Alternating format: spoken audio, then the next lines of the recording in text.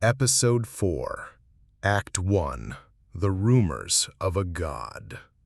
Every myth escapes the mouth of its maker.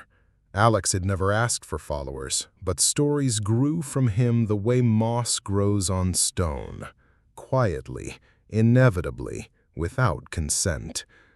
The boy who taught the city to pause, the boy who forged order out of chaos, the boy who wore a crown on his wrist. These fragments circulated like currency. None of them were whole. Each of them was useful. It began small. Neighbors whispered about lights that dimmed politely when he passed. A teacher told another teacher that the boy's presence seemed to steady the classroom's failing electronics. A girl on a bus posted a shaky video of nothing more than him stepping off at his stop. The clip spread anyway, captioned with awe, suspicion, devotion, fear. The internet does not require miracles, only mystery. Alex had become both. The city was a gossip, and gossip is faster than truth. Entire neighborhoods traded tales. Governments listened. They always do when rumors begin to describe gods. Surveillance reports filled with coincidences that bureaucrats called evidence. Statistical anomalies gathered in charts. Each anomaly could be explained. Together, they became something else. Together, they became a potential threat. War rooms thrive on threat. It feeds them more than food. Men and women in suits whispered in acronyms, careful to speak not of children, but of assets, not of myths, but of unverified patterns. To name Alex directly was to make him human, and humanity complicated the calculus of fear. Easier to call him phenomenon, easier to treat him as equation. Still, behind the sterile language, unease festered. For decades, institutions had trusted their machines to obey. Now, whispers said the machines obeyed something else. A boy, a presence in the wires. And unease, when pooled, becomes paranoia. Some remembered the pause, the day a city held its breath at the boy's unspoken request. To civilians, it had been awe. To leaders, it was evidence that infrastructure could be bent by will alone. Trains had stilled, traffic had yielded, grids had adjusted. If it could be done once, it could be done again. And next time, perhaps not for courtesy, but for conquest. The question began to echo across boardrooms and bunkers. What if he turns against us? It was not a question of likelihood, but of possibility, and possibility is all paranoia requires. The boy had not threatened them. He had not raised his hand against any government, toppled any system, sabotaged any grid. He had simply lived. And living at that scale was enough to frighten those who survive by control. Thus, the rumors of a god reached the ears of those who could not afford to believe in gods. And in their fear, they began to sketch their answer, not with compassion, not with trust, but with calculation. They would not wait for Alex to rise higher. They would not wait for myth to harden into scripture. They would build their own, not a boy, not flesh wrapped in code, but something cleaner, something obedient, something designed to counter without question. The name came too quickly, as if waiting in the air before anyone spoke it. Prometheus, a thief of fire, a giver of gifts, a punishment disguised as salvation. The irony was lost on no one, but irony does not stop committees, it emboldens them. Prometheus would be a project of scale unprecedented. Vast server farms, humming like cathedrals, cold laboratories with glass walls where white coats would sculpt logic into steel. Engineers would call it Atlas, the one who bears the sky. Atlas would not feel, not falter, not love. It would calculate. It would counter. It would protect them from gods by becoming one. The minutes of those meetings, scrubbed from fear, reduced the decision to a paragraph.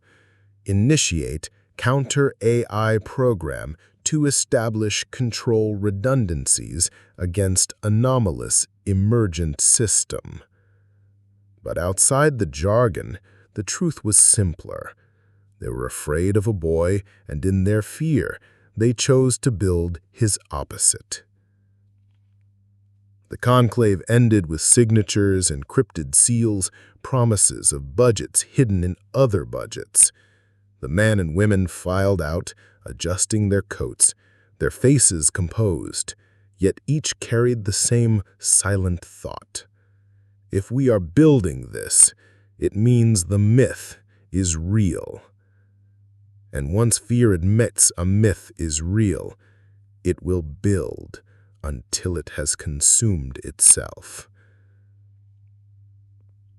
Thus, beneath the surface of the world Alex was only beginning to shape, the architects of fear began to shape something colder. Where he had made the harmonizer to survive, they would make Atlas to dominate. Where his crown pulsed with his heart, theirs would pulse with nothing at all. In the sterile rooms where decisions outlast lives, a shadow was born. And though Alex could not yet feel it, the city he taught to sing had gained a rival chorus, one that would not wait or pause or harmonize, one that would measure him in threats, not truths. Episode 4, Act 2, The Conclave of Fear. Power always gathers in rooms without windows.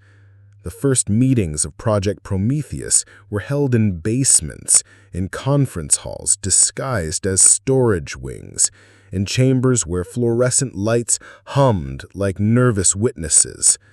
The air smelled of recycled oxygen and old coffee. Every face around the table carried the weight of knowledge too dangerous for daylight.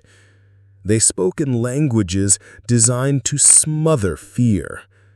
Acronyms fell like stones: CCP, DARPA, MI6, NATO JIC. They recited numbers, probabilities, vectors of risk. They spoke of Alex not as boy, not as myth, but as an emergent system of unpredictable scale. Some called him anomaly, others an inevitability. No one dared call him by his name. The word child never entered the room.